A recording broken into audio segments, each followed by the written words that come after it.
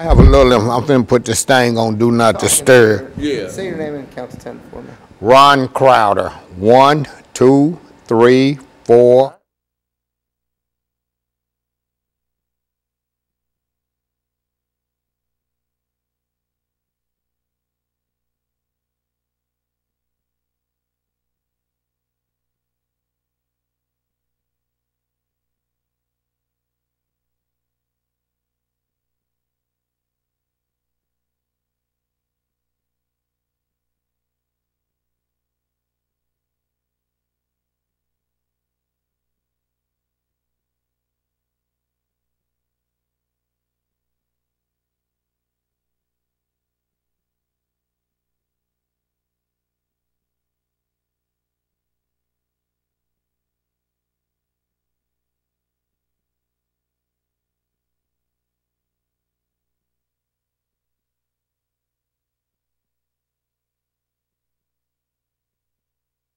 And I had my telephone off on.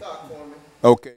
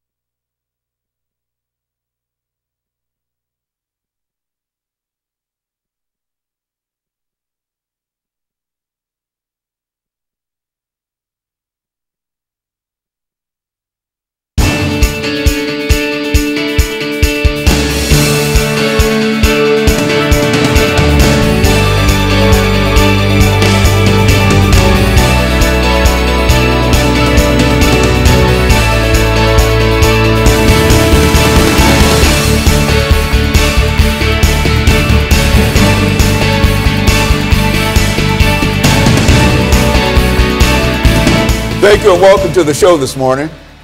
The topic this morning is the status of HIV and AIDS in Nashville. And we're fortunate to have with us to talk about the status of HIV and AIDS in Nashville, a longtime fighter of HIV and AIDS in Nashville, Mr. Ron Crowder.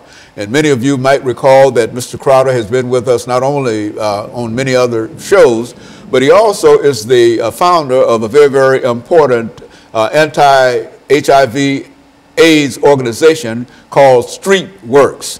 And Mr. Crowder, let me welcome you to the show this morning and to tell you how delighted we are to have you and to tell you how glad we are to have you in this seat, because it's been quite a number of months since we've had a good HIV AIDS show. And some folks are saying that HIV and AIDS might be disappearing or whatever. So let's talk about first about you and your background, and then by perhaps the second segment we'll get into the status of AIDS. But more than anything, let's talk about Ron Crowder first. Okay, as you said, I'm Ron Crowder. I'm the founder and the CEO of StreetWorks. StreetWorks is a nonprofit agency that's been around for almost 20 years. We started in '97. We have 3 locations in Nashville. 2 of them are located in public housing, the Casey Homes in East Nashville and Tony Sudicum Homes in South Nashville. We do free HIV testing. We do free hepatitis C testing. We provide a multitude of direct support services for people living with HIV and people who are actively using drugs. So we work, and the name comes because we work the streets. We work the streets a lot at night to prevent new infections of HIV and hepatitis C. We work the streets to interact with people who are actively using drugs and to try to do some type of intervention with them, and if necessary and if whenever they get ready, we help them get into treatment. And so, Mr. Crowder, we know you, and as we said, you were one of the first HIV/AIDS persons that we recall being able to talk to about that disease, and you, since that time, not only have you grown the organization, but you've grown your influence throughout this nation in terms of what AIDS is and the status of AIDS. And what we'd like to do today is to have you to give our audience as much information as you possibly can about the status of HIV and AIDS in American society in Nashville. And then we'll dedicate ourselves to that proposition for the rest of the show. Okay. So right now, HIV and AIDS, we can see an end to AIDS now. An end to AIDS is in sight now. There are cities, particularly New York, has a plan called End AIDS by 2020. So they actually have a plan of ending AIDS by 2020. Nashville doesn't have a plan yet, but with all of the new interventions and the new treatments, we can see HIV and AIDS ending. You know. Well, you know what? I think when you first came to us, Mr. Crowder, that was several years ago when this was a real disease and people were having all kinds of problems in reference to it. It's strange that you can now say that within the next 4 years, because I think at one time we thought that this would be something that would be with us forever and ever, but you mean that the technology and the drugs and et cetera have come to such a point that we can talk in a real sense and be serious about saying that 4 or 5 years from now we might see the last person to be afflicted with this disease. Yeah, an end is in sight. I can't say that realistically 5 years is going to be the end of it, but we do know that the end is in sight. That it's not forever, as we thought for at one time. Yes. Right now, HIV is more of a chronic illness than a death sentence as it was. Like, I can't remember the first time I came on your show, but I do know that the first time I came on the show, that was in the 90s. Yeah, HIV was still a death sentence. If you got HIV, you was gonna die with it. That's right. Now they treating HIV as a chronic illness, and what they are doing is, if they can get the viral load to undetectable, then your chances of transmitting the virus is slim and none. So a person who has HIV in an undetectable viral load, their chances of transmitting it to their sexual partner is slim and none. Okay, and so what we're going to do, we're going to take our first commercial break, and we're going to be back with our audience following this very, very short commercial break.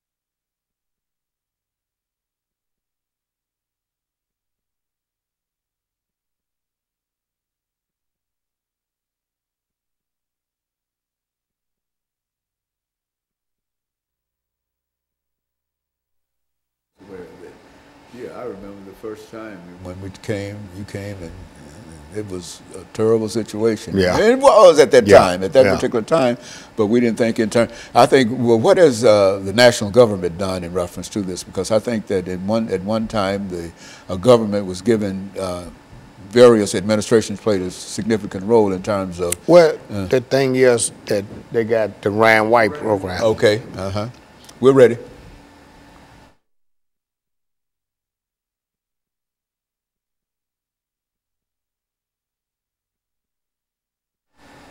Thank you and welcome back to the second segment of the show for today. We're talking to Mr. Ron Crowder, and he's given us some information in reference to the status of HIV and AIDS in Nashville. And Mr. Crowder, I would imagine when we talk about the status of HIV and AIDS in Nashville, we can generally say the same thing in reference to that if this is current in Nashville, that this is probably the same situation everywhere. That's why we wanted to approach it from that perspective. Well, Nashville is a little unique in that, number one, we're in the South. Right now, it's approximately 21,000 people living with HIV in the city. About 200 people get infected each year. While HIV in Nashville is down by approximately 30%, and it has been over the last 4 or 5 years. We still are the 22nd city, number 22 in the United States with the highest HIV rate. And that's due to poverty, being in the South, lack of education, lack of appropriate health care. That's a lot of many reasons. Drug use. And drug use is a good segue for what I need to say now. Right now, although needle exchange is not legal in Nashville, we know that needle exchange reduce HIV rates in the injection drug use population. So StreetWorks, you know, we just had to be proactive on that front. So we do provide sterile syringes for people who are actively using. While we don't condone drug use, we do know that they're going to use drugs whether they have clean needles or not. So in order to reduce HIV infection rates, we provide sterile syringes for people who are actively using, but we also offer them information and try to help them move to get into drug treatment. And we do that. Also the same thing with hepatitis C. We have probably 50 or 60% hepatitis C positivity rate in our testing. Now, what do you mean when you say HIV and this? You've got another disease that you hepatitis C. Hepatitis C. Now, what is that all about? Hepatitis C is a disease that affects the liver.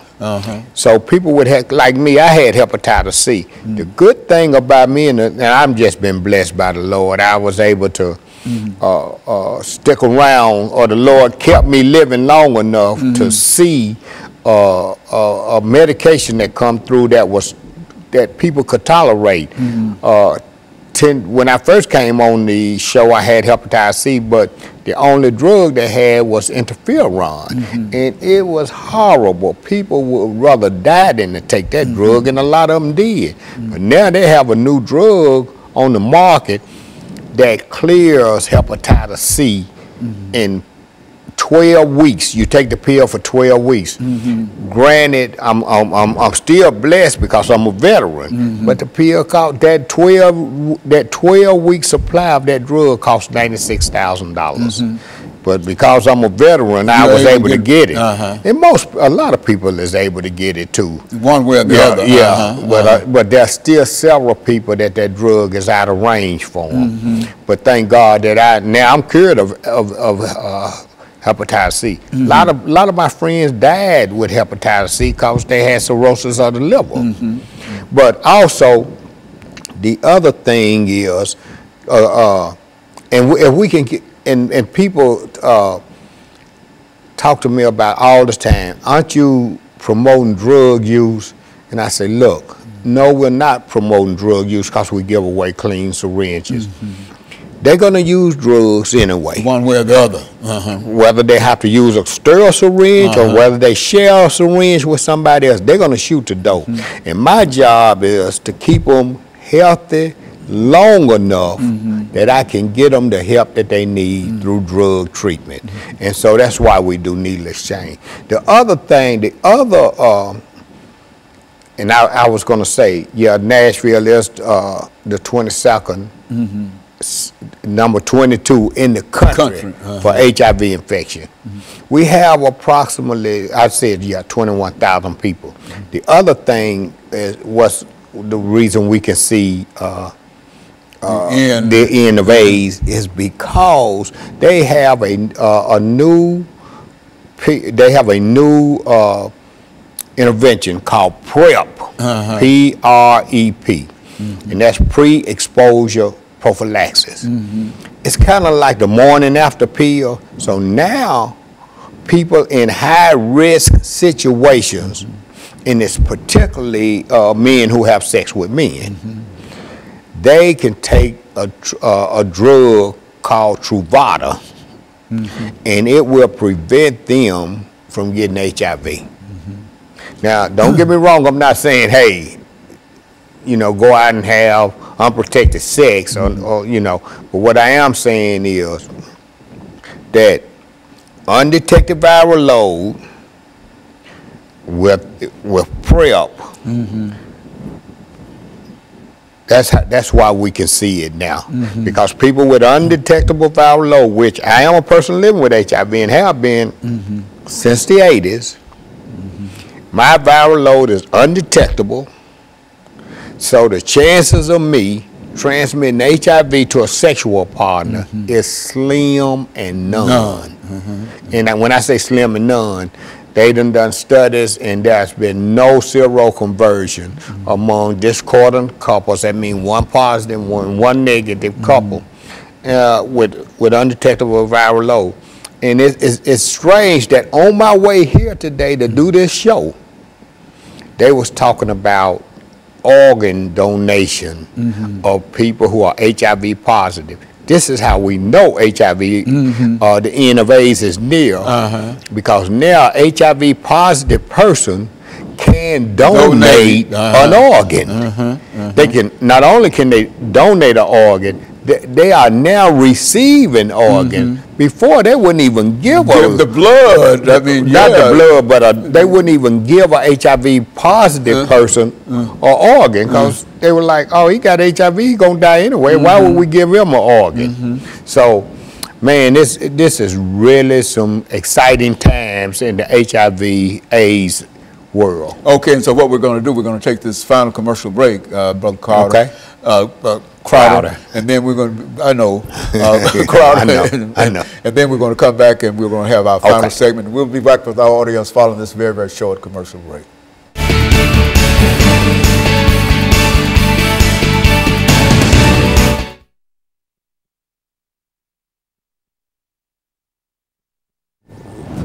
All of the conversations that we had with it, you used to be moaning and groaning in reference to it, and telling people this and whatever, and et cetera. And then you come in and announce today that we're moving toward within the next few years. And, I thought it was an eternal kind of thing. Yeah. It was. It was then.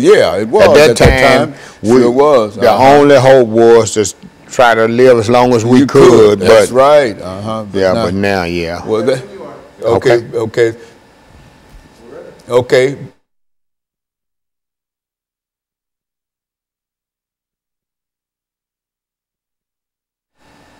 Thank you. Welcome back to the final segment of the show for today. We're talking to Mr. Ron Crowder, and he's given us some information in reference to the status of HIV and AIDS in Nashville.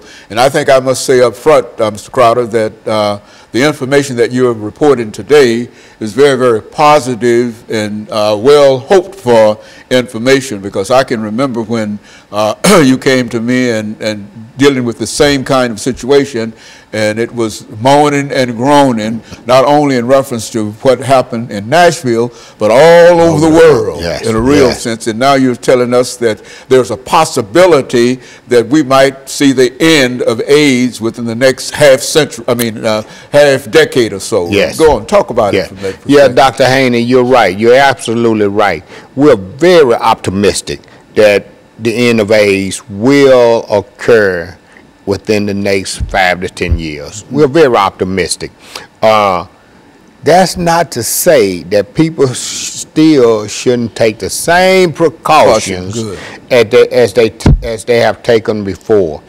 While the optimism is good, there is some things that I'm gonna tell you that's not so good. For example, HIV is still disproportionately affects people of color. People of color who get HIV seem to get sicker quicker, and they die sooner. Now, amongst men who have sex with men, the infection rate is at the roof.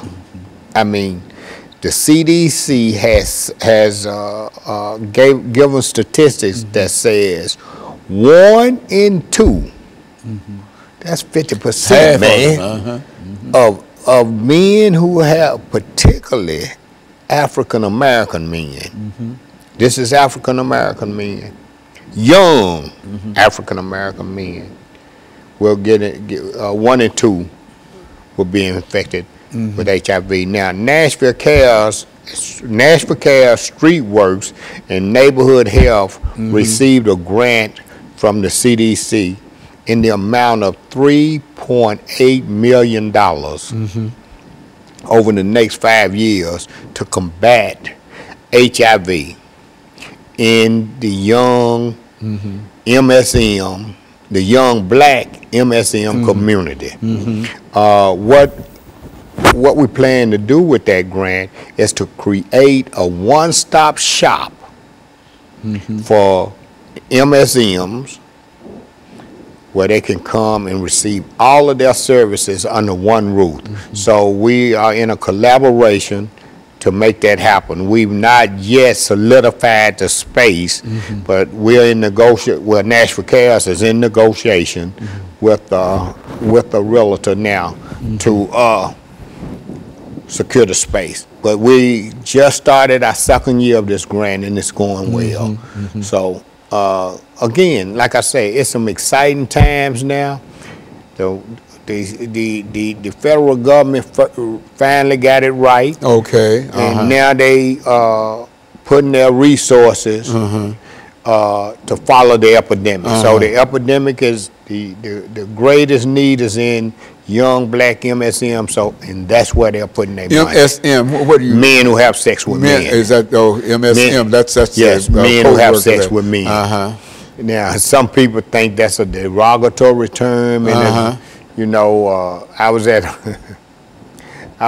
just left a conference in Florida, the United States Conference on AIDS, and they was using gay and that other word we used to use a long time ago. I think those words are derogatory, queer, gay, and all of that, but apparently in other cities, they think MSM is derogatory. I mean, you know. But it's a matter of what you call it. But in a real sense, the disease itself, it has been mitigated in a real sense to such a point that it is possible to think about the end of HIV and AIDS. We see it. It's in sight. It's really in sight. Yeah. Well, that's one of the most encouraging things that I've heard about it. I didn't know that. You know, I think it's been a long time since we had a chance to talk to you about it.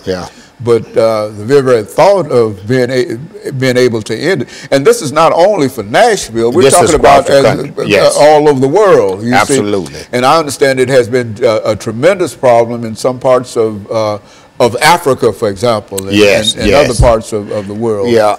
Now, you know, third world countries and places like Africa and things, I'm not sure if they're going to be on land with it ending like that, but whatever happens here, I'm sure it'll eventually get there too. Because now you still have mothers breastfeeding, and you know, they just don't have the resources that we have. So, but eventually it'll get there. Nashville is doing some excellent work around prevention, around EIS, which is Early Intervention Services, finding people who are who have HIV and don't know it. So we aggressively look for those people, because probably, I don't know the percentage right off the top of my head, but most of all new infections occur amongst people who have HIV and don't know that they have it. So the key to ending HIV also lies in finding those people who are HIV positive and don't know that they're HIV positive. Also, finding the people who are HIV positive for whatever reason who has fallen through the cracks. Okay. So what we need to do is find all of those people, get them into treatment, get them treated where their viral load will be undetected and they won't be at risk of transmitting the virus to other people. And so that's what we're trying to do. And then you can say that you've defeated HIV and absolutely, AIDS. Absolutely. And I tell you, this is a real optimistic report for me to hear, because everything that we've said up until this point has always been doom and gloom in reference to it. And are you sure that a lot of folks understand that? Because I think that there are a large... Well, it's still people, because just like you didn't know, imagine how many other people don't know. Imagine how, man, we if still you don't got have people in contact and know about the Yeah. disease and discuss it, and et cetera, there's no way that you might know it, and you might have some information from long back, and that information no longer applies. Is that... That is correct. That's a good statement. The thing is now, early detection and early treatment. The sooner we can get them detected, as soon as we can detect the disease, the sooner we can get them into a treatment. That's the key. That is the key to ending this epidemic. Well, Mr. Crowder, let me say, we've got about a minute and a half to go here.